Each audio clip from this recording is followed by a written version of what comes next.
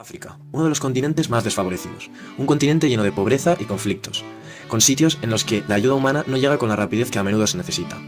Es conocido a veces como el Nuevo Mundo, culturas y mentalidades diferentes a la occidental, con la que no estamos acostumbrados.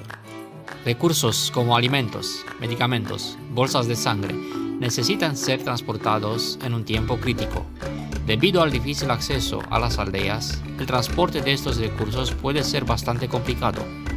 Gracias a las nuevas tecnologías, estos impedimentos empiezan a superarse.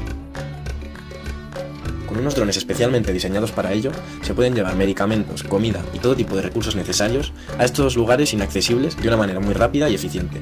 Son ligeros, rápidos, eléctricos, amigables con el medio y están listos para servir las necesidades en cualquier punto inalcanzable de una región o país.